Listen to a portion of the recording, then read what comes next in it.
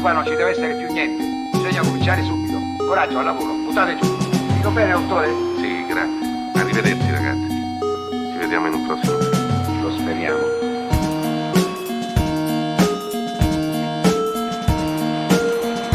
Ciao, marinai. Welcome to Cinema Italia, a podcast dedicated to the world of Italian cinema. Presented by me, John Bleasdale.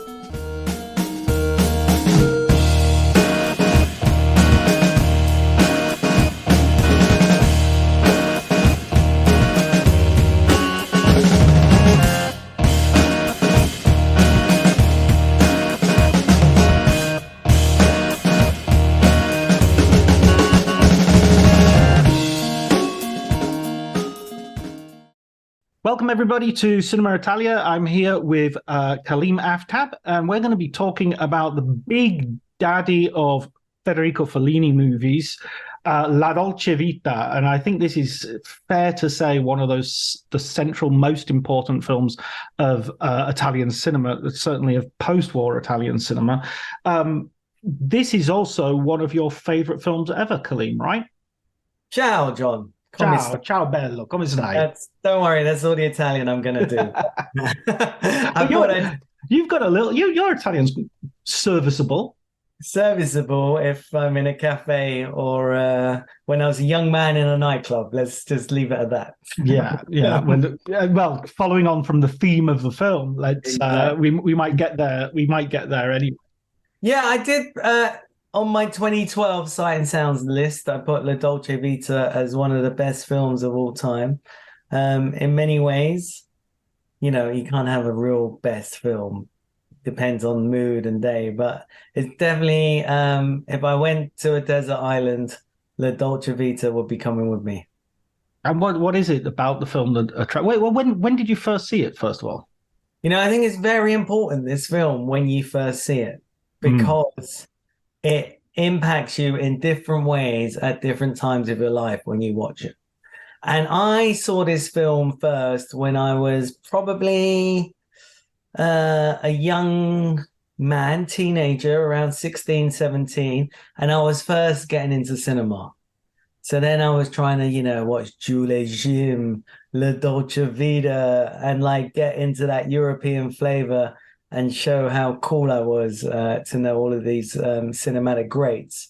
And I just remember, and it's going to be quite funny when you think of what the film is actually about. I just remember thinking, I just want to be Marcello Mastroianni because he's the coolest guy in the world and he gets to hang out with all these hot chicks. That's what I thought. Yeah, I think I must have taken a similar journey to that because I rewatched it for this podcast and I've rewatched it since as well. And every time I watch it, I think he's sadder and sadder and it's a more desperate situation. But it's like one of the saddest movies of all time. Yeah. When I first watched it, these were my takeaways. And it's my first takeaway was Jesus Christ over Rome. Oh my God, what an opening scene. Oh my God, look at those women in bikini on the rooftops looking up. This is just fantastic. Oh, it reminds me a little bit of Apocalypse Now. These are the crazy thoughts that were going through my mind. And I was also like, oh, I get it. Religion. Because, I had my own troubles with religion, being like a young Muslim growing up in London and all of those conflicts. So that struck me. And then it was just the girls. That was it.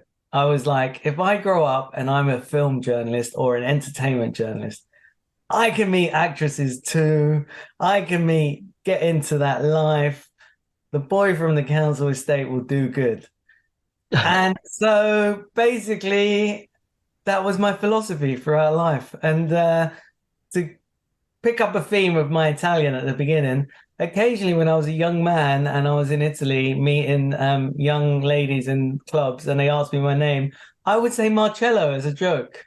Oh my God. They got it. Oh my God. That's we're getting sadder and sadder as the conversation progresses. This is true story. So, and it's hilarious because if I watch the film now, it's anything but luxurious. In fact, it's telling you that life is pointless and actually, if you pursue it, probably you're going to end your life in sadness.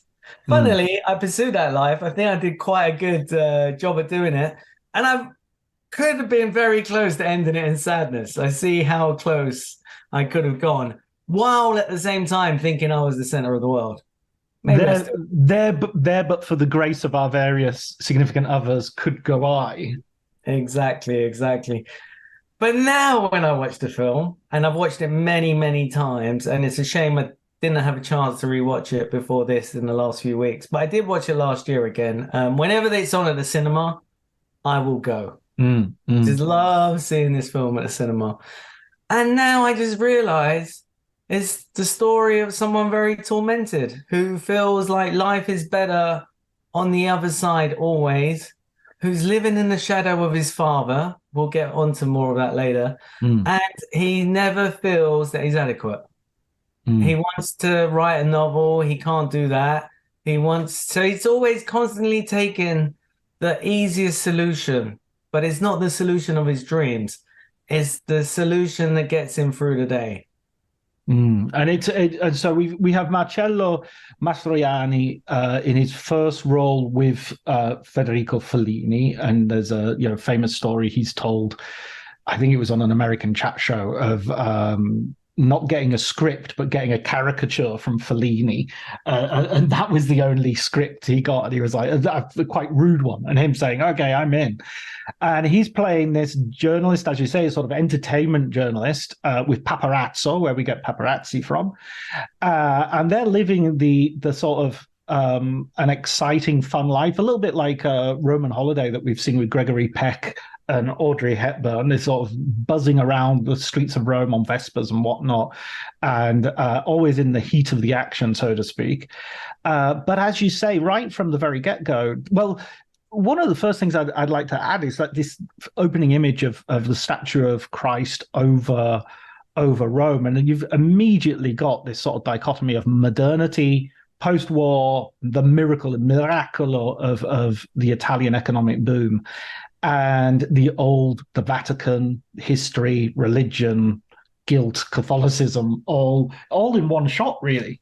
I mean, what is so beautiful about this opening shot is it looks great, first off. So it's a beautiful shot in and of itself. But the second thing is it's a perfect metaphor for Italy at this time. It's post-war Italy coming to terms with the fact that it was fascist Italy, also coming to terms with trying to develop into the capitalist world, relying on the American money that came through the Marshall Plan, using that Made in Italy slogan that Benito Mussolini came up with to then make Made in Italy the actual iconic statement of the time, succeeding in that through great fashion, great location, these extraordinary movies that changed film, the neo-realist movement, Rome Year Zero and the films of Visconti, just like giving you this picture of,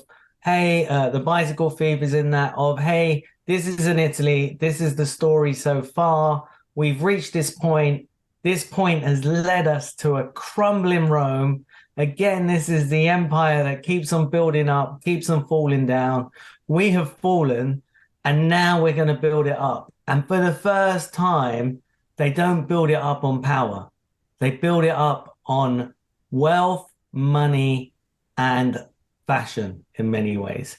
This is all about, we are going to brand Italy as the coolest place in the world. And to do that, you have to give something up. And what they're giving up is the Catholic Church.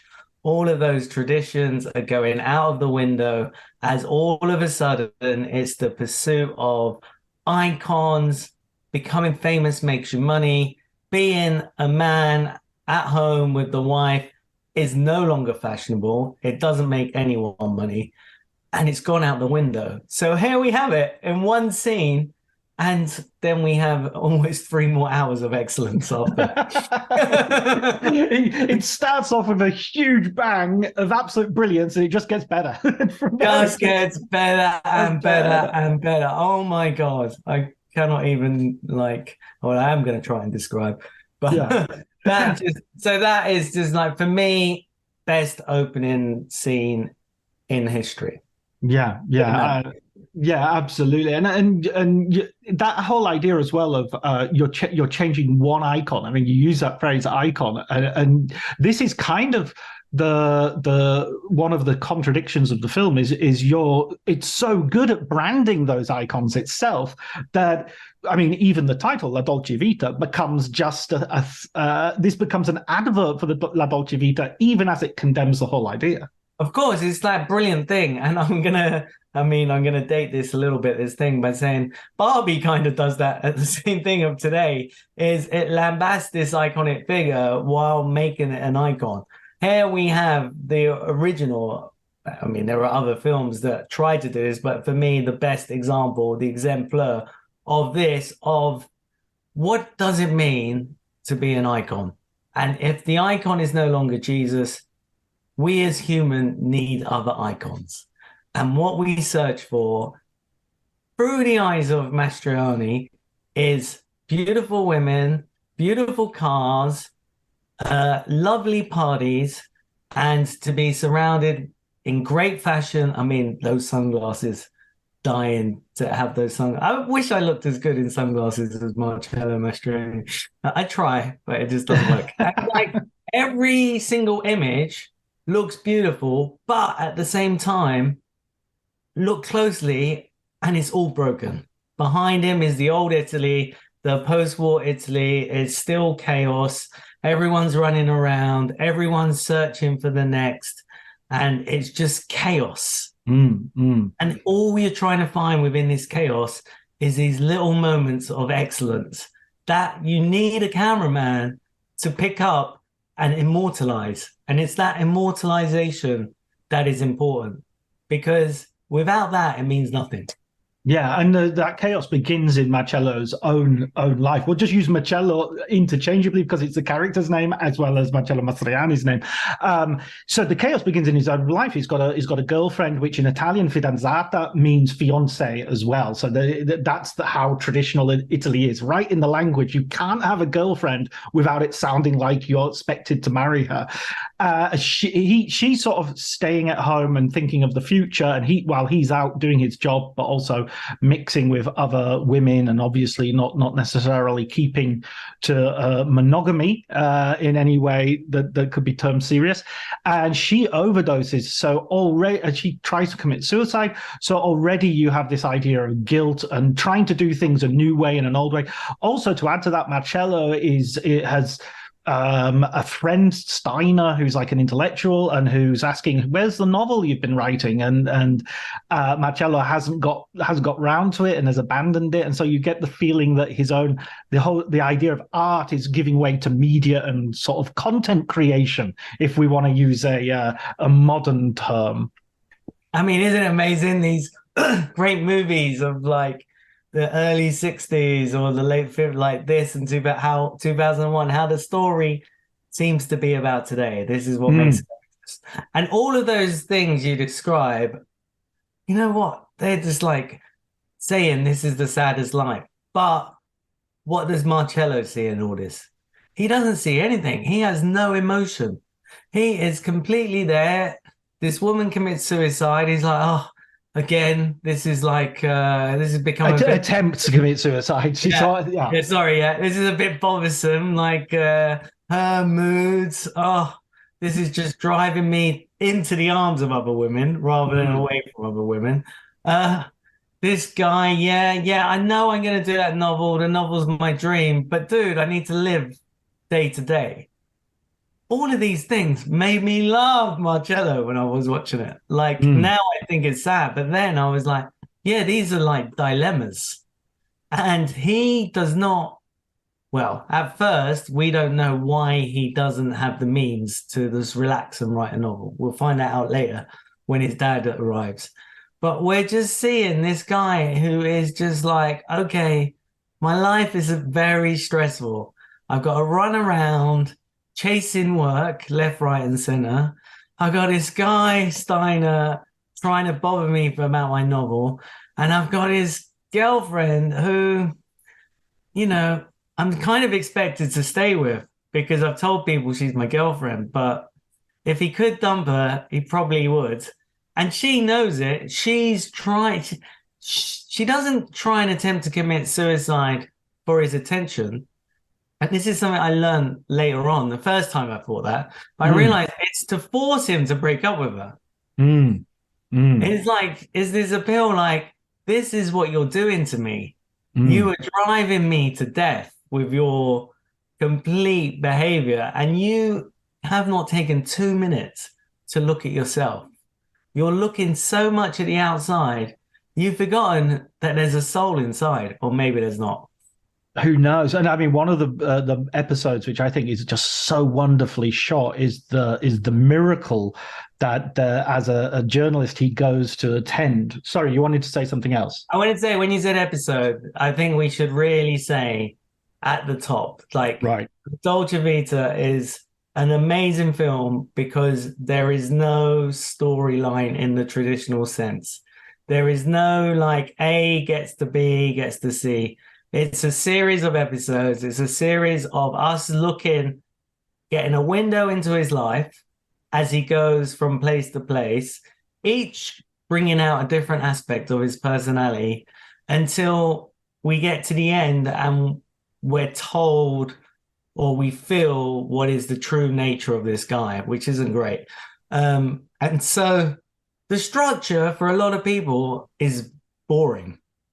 Because we're so used to watching movies where, especially at that time, when you have the classics of cinema, one of the films I think La Dolce Vita always reminds me of is Sweet Smell of Success, the great Alexander McKendrick, Lee Curtis, Burt Lancaster film, which I think is also in a similar world, but that follows the very schematic like plot structure. This is just, I'm going to show you episodes, and you have to come and take it away. So it's not like we're talking about this film where we go, and this happens and that happens. We do say that, but it's not following on from one another. It's almost like he's being led by his assignments, and that is taking him to different places. When he has a break, we finally see what he really wants to do, and we'll get onto that, which is be in love with this woman who does not care about him, who sees through him, who's like, dude, this is who you are. No woman in her right mind would be with you. Yeah. You are, as in the words of Brian Cox in Succession, I love you, but you're not serious people. Exactly. And that is like heartbreak. And then that's again where I misread it as a young man, because I just felt like, oh, he gets to go over and like meet up with this beautiful woman who gives him the time of day. It's so stupid how you watch things as a teenager. I'm just going to say that. Oh, no, absolutely. I think even today, we there's a whole thing, you go into music shops and anywhere that has like movie paraphernalia and posters. I'm not sure how many do anymore, and you'll always find like mugs with Clockwork Orange poster on or what have you. And it's just like, you do know that the guy's a rapist, right? You do know that it's not just like a funky guy in a bowler hat. He's actually a rapist. But it looks good, that logo. Yeah, classic exactly. Logo. Brilliant. Exactly. And this film is all about, basically, when I was thinking about this film for the podcast, I was still wondering if I was like somehow just the main guy still. Like, right, just hankering after it, even with still like haven't quite managed. And this is what's universal about this. It's about humans never quite managing to ever feel fulfilled. No matter what happens, we never get a moment of fulfillment. Yeah, and that's incredibly sad. I think it's also because Fellini doesn't just out and out condemn Marcello. He loves him, he sympathizes with him, and he sees him as someone who is yearning. It's like he would love to sit down. Half of him would love to sit down and write a novel. Half of him would love to settle down and have a wife and a family and kids. But half of him wants the absolute opposite. And it's really very 50-50. It's not, if it was one or the other. 50-50, as you just described it. With the But it's so he's absolutely torn, and he wants to feel some sort of religious feeling. You know, he wants to feel there's something else, but when he goes there, he just sees sort of the rain and the crowds and the lunacy of it all. Well, I don't think he sees anything. What I feel now is I feel he wants to be everything to everyone. And he wants to make everyone happy. And in this pursuit of trying to make everyone happy, which is why we do like him as a central character, in this pursuit of trying to make everyone happy, we realize that the person he's not making happy is himself.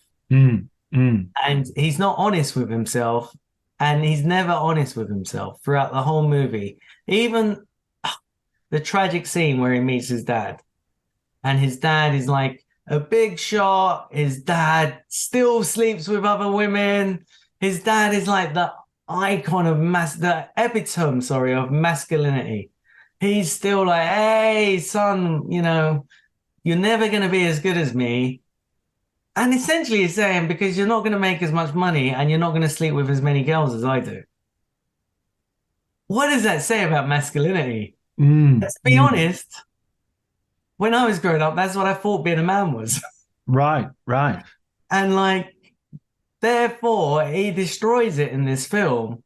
But it's almost like a journey that many people have to go through. I'm not saying everyone, obviously, but there is an idea of masculinity and manhood that definitely existed in those days and still exists to a lot of extent today, that power and girls is success. Oh, absolutely. I mean, God, it's coming back with Andrew Tate. And in a way, sort of Andrew Tate is proof of the waning of it because, you know, in the 80s, the 70s and 80s and 60s, you didn't need an Andrew Tate to say, this is what success means because it was just prevalent in the culture. It was just everywhere. So paradoxically, that sort of ultra masculinity, sort of hyper, is actually proof of the fact that it's no longer so universal. Yeah, possibly, but I would say go pull down those notches a few, and it does still hold true. And in every movie we watch, that gets celebrated. And what's interesting to me is, weirdly, I watched Jailhouse Rock the other day because I was bored in a plane, and that is also about how being over masculine ruins your life, and it's about how women forgive these men. And you see that in this film, but what you do see is there's a slight change of attitude here that they're and you see that a little bit in Jailhouse Rock. But then we watch the films of the 80s, and this ultra masculinity is so back that we forgot we had all of this period of learning, and all we got is this idea of this ideal man that is butch masculine and can overpower everyone and ends up with the chicks with all the glory. And that's manhood. And it got worse after this rather than better. And now, finally, maybe we're back in this spirit. There's also a sense as well when he sees his father that, you know, his father is sort of like a criticism of this in the sense that when you're doing it, it's you sowing your wild oats and being a young guy and it's glamorous and everything. But then when you see an older guy doing it, it's a bit grubby and sleazy and you're obviously doing it with money rather than with any sort of mutual attraction. Sure, I think that's true. But what I also think is true is, like, Fellini, again, he condemns none of these characters. Like, even this father figure is almost painted as like, it's just the way it is. It's just the way it's expected to be. And no one's telling him, you look like a crazy old guy. You can bring that as a viewer. Right. And again, that's the beauty of this film. You can bring everything as a viewer. So every time I watch it, as a different person, as I change, I watch this film and it completely changes movie in front of my eyes. I'm like, I've never seen this film before. This is all new to me. Because of this episodic structure, which is so radical, it leaves it open to interpretation. It's like an amazing book. It's like the closest, and funny he wants to write a novel. For me, it's the closest I've ever got watching a film to the experience I have reading a book. Yeah. It's funny that you mentioned 2001: A Space Odyssey earlier as well, because I think that they both work in that sense of they both are constructed of chapters which don't seem to be related until the end. And similarly, 2001: A Space Odyssey is a film that I watch, and every single time I think, I've never seen this film. Well, I don't remember this. I don't remember. I mean, I do. Of course, it's burned into my memory. I must have watched this film 30 or 40 times, but every single time I watch it, it's like, wow, this scene is amazing. I haven't seen this before. I know, it's insane. 2001 is a film, unlike Dolce Vita, which whatever version of Kaleem exists in the world, I love the film. There are sometimes I watch 2001 and I think it's the most boring film in the world. And then sometimes I watch it and I think, how is this possible that this guy came up with this movie and made it look so good? And it's fantastic. And this is what the best films do. And what we're talking about is, as you said at the top, this is probably the classic of classic Italian movies. Definitely for me. And I think what we're seeing and as we're discussing, because of the way the film is, we're not discussing it as, oh yeah, then this happens and this. We're just going, oh, this and this, because it works. It works like our memory. Like we're like, what is it that feels strongest to us at that moment or at our age and time are we taking from it? If you spoke to me about this film 20 years ago, I would probably have spoken to you about it's a film about this chase for celebrity, which I don't think it is anymore. I would have been infatuated with the Anita Ekberg moments and the iconic status of that. I would have talk to you about this guy who just doesn't know which girl he wants to be with. And I would have had no fundamental understanding of him being sad, because he's never sad in the movie until maybe the very last scene, when the last couple of scenes actually. But until those moments, he's just running around. Even when he sees his dad, he kind of has a sadness about him. But he's still like out and about and going, I've just got to go off and do this job now. I'll see you later. Yeah, we'll meet up. Exactly. And it's great. And all of these things, they're like embedded in my brain now. Like when I thought, I was like thinking, do I need to rewatch a bit of it? And then I just sat down and I was like, oh my God, all of these things. I couldn't tell you what order each of the episodes happened. But it doesn't matter. It can be random, apart from the last two episodes. And this kind of sense, we haven't even talked about like you mentioned like paparazzo and the criticism of media that is in this. What media are looking for? They're not looking for the news stories anymore. They're looking for the entertainment stories. They're looking for something that pushes Italy in the new direction of being the Italy of fashion, the made in Italy. This is the brand. I didn't see that before either, but now I see it. I'm like, they're just helping this new image of Italy exist. And no one cares about the old image. It might as well fly away in a helicopter. And in between going to jobs, they're driving through a Rome which is still being rebuilt after the war. Has still poverty in it and all that sort of stuff. I mean, there is the astonishing scenes where you see him in an amazingly beautiful car, and behind the car is destitution. And absolutely. You realize that behind all of this glamour is still destitution. This is an Italy that's still broken, and there's no intention of fixing it, because he gets there, everything's broken behind him. He doesn't even bat his eyelid. It's all about, what's happened to her? What has happened? And it's not about what is happening everywhere. He just doesn't care about that. And Italy doesn't care. He is Italy in this movie.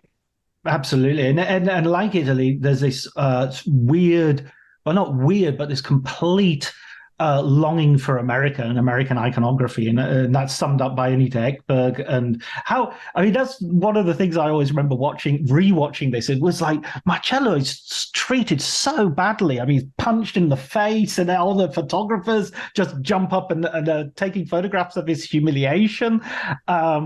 He's treated badly by her because she doesn't know who he is. She doesn't give a monkey's. She doesn't care. They're mutually incomprehensible. She just wants to be adored, and he's just, and he's just like, she's a goddess to him. And the irony is, she isn't actually American at all. She's another European actress. This is so true, and we will be able to say, because we've both been like film journalists at glamorous events. Isn't this how we've all felt at some time? Like, being honest, like, we've been there with someone who has been like glorified by the magic of cinema.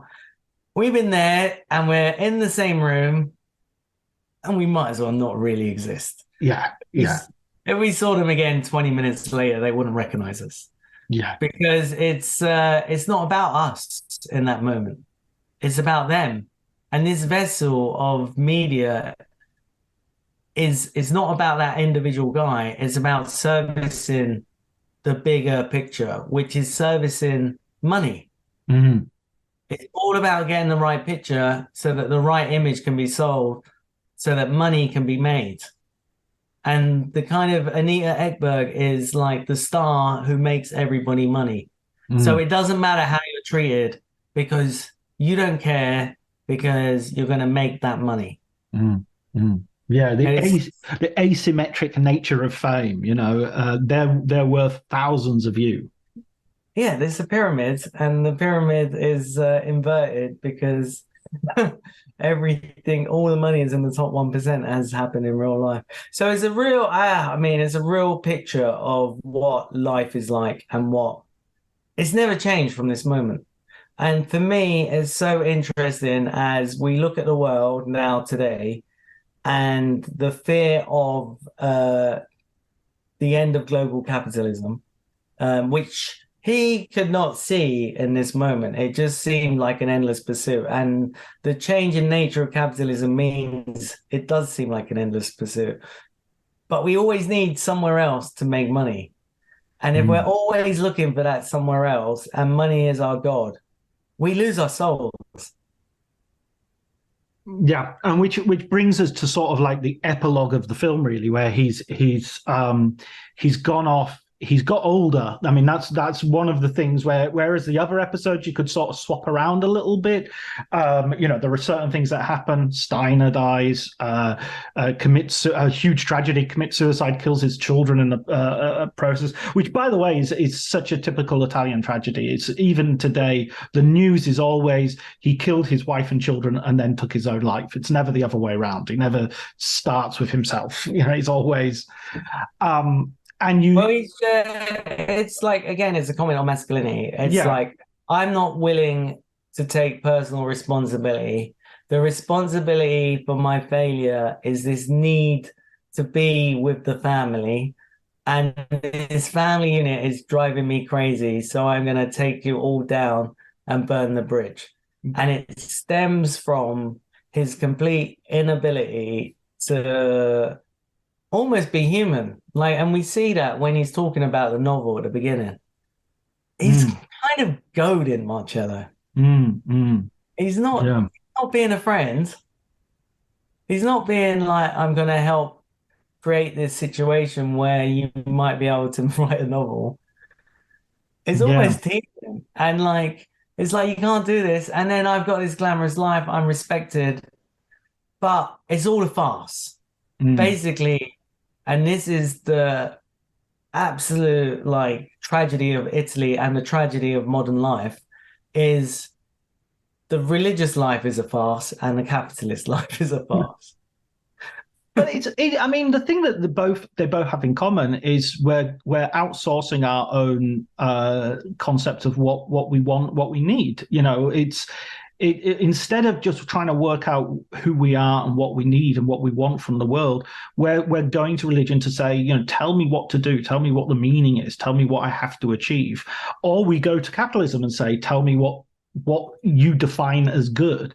And those are not reliable sources of values, because religion has its own reasons and capitalism has its own logic, which has nothing to do with your welfare.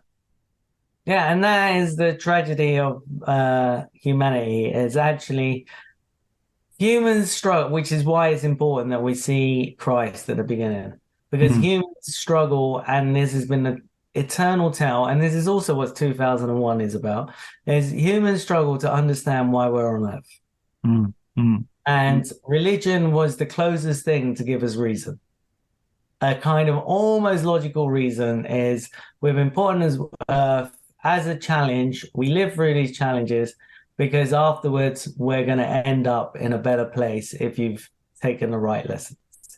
That's the closest we've ever got to having any logical explanation of why. The alternative is the capitalist version, is we're just here, we have a finite amount of time, enjoy yourself, make as much money, because afterwards you got nothing, so you might as well get everything you can now and everyone else. Yeah, and Marcello does that. And when we see Marcello as an old man, the tragedy and the nausea that comes with watching him, at another party, trying to, make people, humiliating a woman, trying to make them all have an orgy and all the rest of it, is the idea that this is the endless repetition.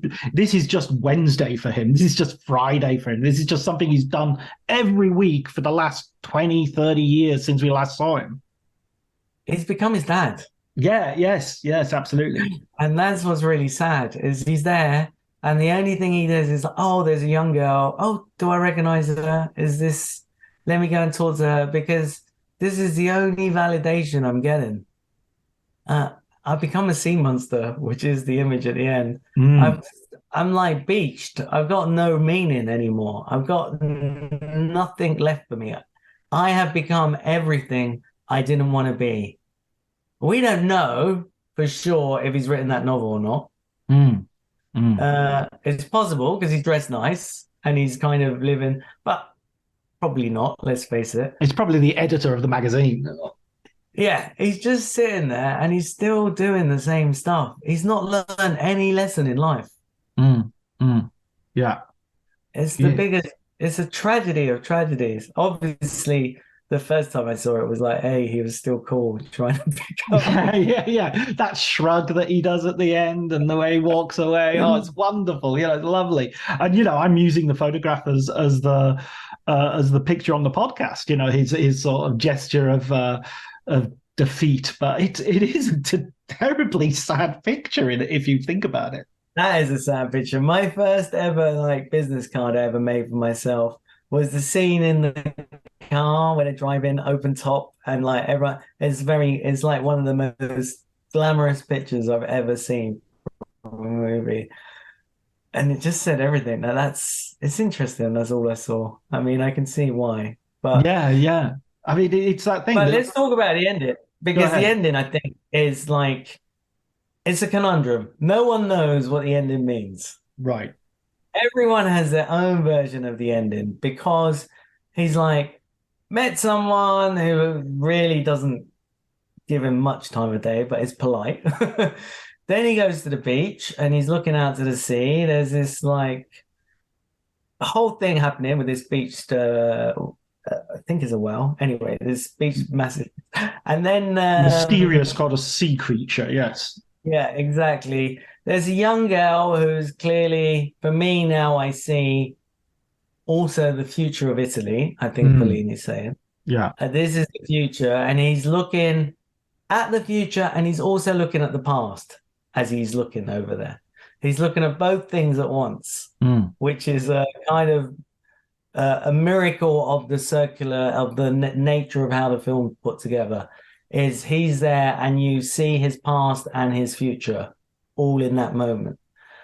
And we're left to wonder what he's thinking. And you could think, oh, I kind of had a beautiful life. Here I am. It's kind of the end of my life. Do I have regrets? You can take it that he doesn't have regrets. Mm, Or because of the magnificence of his performance, you could take it that I wasted everything. I lost everything. I lost all of these beautiful people.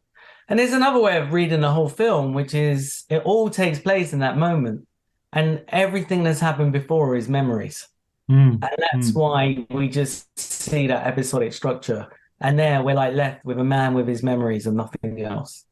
mm. Yeah, absolutely. And as you say, that performance by Mastroianni sort of goes on. I mean, this is not his first film. He's done a few films beforehand, but he goes on to become like an international superstar on the back of this. For me, it's like the best performance of anyone in any film. Mm, mm, For mm, me, because I feel like it's so every action can mean two or three different things. And like as I've got older, the more I realize is it's harder to know the truth, even when someone's telling you the truth, because you still take your own interpretation away. And so as I'm looking at him, I'm thinking, you've left this performance open enough that I'm not sure what to think of you, definitive enough that I think of you all the time in certain ways, and that changes depending on who I am. And with this kind of like, I am Italy style of it, is I am everything that is good and bad about Italy. mm. Mm.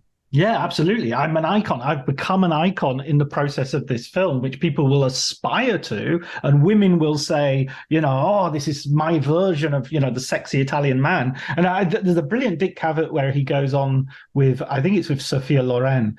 And his English isn't great, but he's talking about how sexually attractive he is to women, and he's like, "Oh, I'm not at all. I've got really scrawny little legs, and no woman would look at me twice before I was in films." And it's just so he's so sort of there's a bit of you that immediately thinks, "What an amazing pickup line he's developed," and it's because you just want to mother him straight away, and it works perfectly in his favor. Oh, that says a lot about you that you think he's trying to be mothered rather than just being humble. Hey, I know I'm good looking. I know how it works. I know how it works here. See how this happens. That's how Yeah, you think it works. yeah, Come that's on, how it baby. Come definitely with me. works. I want to come back and maybe we can use this as a sort of way of wrapping up as well. The idea of definitive, because I think Fellini in some ways is a definitive Italian filmmaker, not just of the 60s and not just of like his epoch. I mean, he's working right up through the 80s.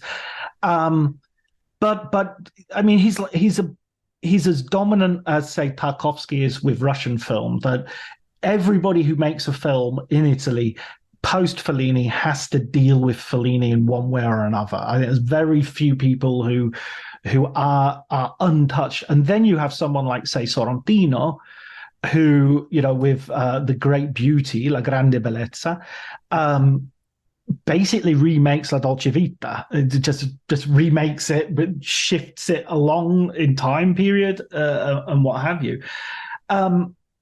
Is Fellini's influence? Yeah, well, I'll just say a more open question. What is Fellini's influence on film? Okay, I would first off say we're going on about how great La Dolce Vita is. If you ask most people, they will tell you Fellini's best film is 8.5 in cinema. Right. Because, Fellini's 8.5 is the ultimate thing about making film and what it means to be a director and what it means to work in cinema, which is going to tap into a lot of people who work in film spirit. It also is so self-aware. It's meta before the term meta was invented. It is like, I am different versions of myself. And that's important because it's the same as La Dolce Vita. Fellini is many different things. He's not one thing. Right. And his films are different. If we look at his first film, or the first film I saw, I don't want to say it's his first film in case I'm wrong, but Il Vitellone. It's like the perfect coming of age story. There's no like Italian, and I always say this, Italians are the best at doing coming of age stories. There's Right. no one who captures the angst of teenagers like Italian cinema. Even the terrible Italian films about it, I could watch all day because they get that flavor, and this really starts it. Then we're talking about like his infatuation with theater, his infatuation with life. Then we're also, when we move on to like Giulietta della Spirita, how it all changes again. He adapts and he's always looking at his time and he's moving with the time. He's like there sitting, looking at what is happening around him, and he brings it to screen. So there's a great vast body of work for people to take different things off. But the nature of what we would say is the classic term, if we say Fellini-esque, is this kind of grandiose, free-spiriting and adaptable storyline, adaptable that looks at the world of glamour with a cautious eye. Yeah, and a sort of circus element to creativity and to life, a sort of celebration of the wilder elements. It's the exemplar of what it means to be an artist and try and create art in a society that's material. Yeah, yeah. And do you think? I mean, I always Well, that's what now I'm going to say. Personally, I don't think any of that's the reason why Fellini is great. That's like I think he's great because he tells stories that we connect to his characters. They're all character driven and they're all characters who are uncertain, who are so human, who have foibles. There's not one in any of his films, there's not one person who goes through the whole of the movie and has a great time. Yeah, yeah. And there's always that sense of, yeah, I think you're right. I think if you take out the Fellini films, if you take out the Fellini-esque, you still have the films. There's very little. I mean, I don't know, maybe something like Amarcord or Clowns.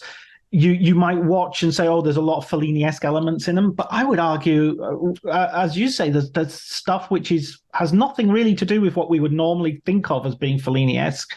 And they stand on their own 2 feet as individual films. Yeah, I really believe that. And it's hard because, yes, he is so great at capturing glamour.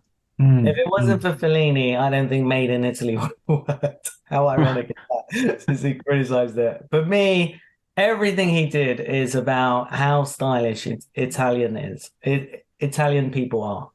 And in everything they do, it doesn't matter if they're conflicted people, there's still a style and there's still an outward element of, it's not quite circus, because circus is kind of like almost like clownish in a way. It's more, it's like spectacle, I would say. It really captures spectacle in a way that no one else has ever managed. Well, in a way, that's what La Dolce Vita does. It's about the depth of superficiality and the superficiality of depth. Steiner is supposed to be very deep, but actually that deepness is him playing nature sounds on a record, and Marcello is supposed to be really superficial, but he's soulful. And he is, I mean, that's where I would disagree with you, I think he does take on a lot that he's witnessing, even though he doesn't necessarily have much way of doing anything with that.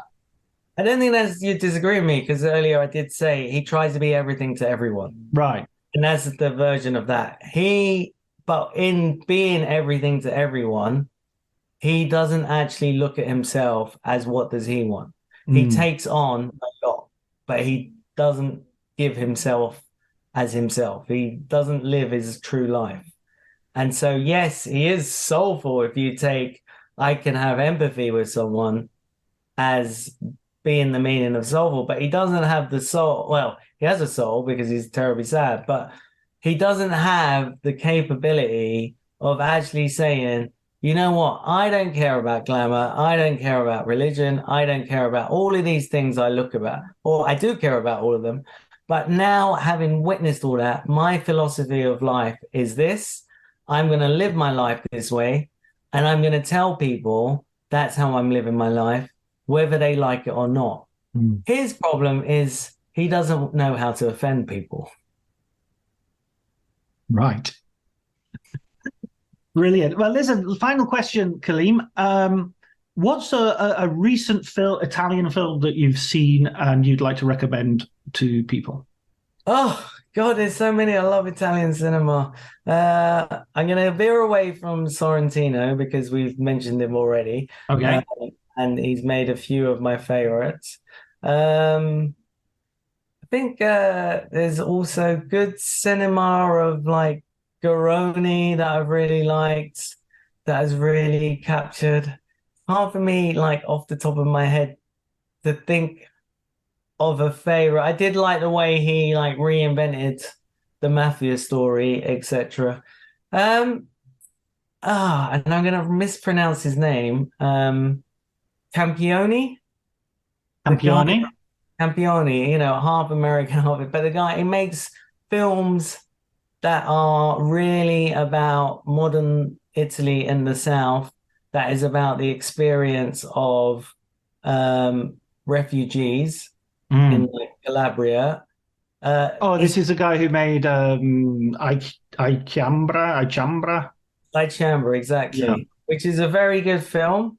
But I'm gonna having said all of that, I'm gonna probably go for a Gianfranco Rossi film because he really makes documentaries as if they're fiction. Right. Yeah, very, very beautiful to look at as well. Very artistic. And then there's a choice, right? There's the film that won Venice, and then there's Sacre Gra, that was that one, and the film that won Berlin, what was that one called? Fuoco e Mare. Fuoco Mare. I think that's the one I would recommend. Yeah, which is all about Lampedusa and the exactly. And migrants it's about arriving. like migrants, and that's something I feel is a story we see in the news every day, but it's not really been explored. And he really captures what it means to see this and get also a little bit the information, but trying to get your own information and looking out. And what does this mean for Italy in a kind of way that's very reflective and very sympathetic to these poor people that have to come across on boats. Excellent. Okay, thank you so much, Kaleem. I really appreciate it, man. Thank you for having me. Grazie mille.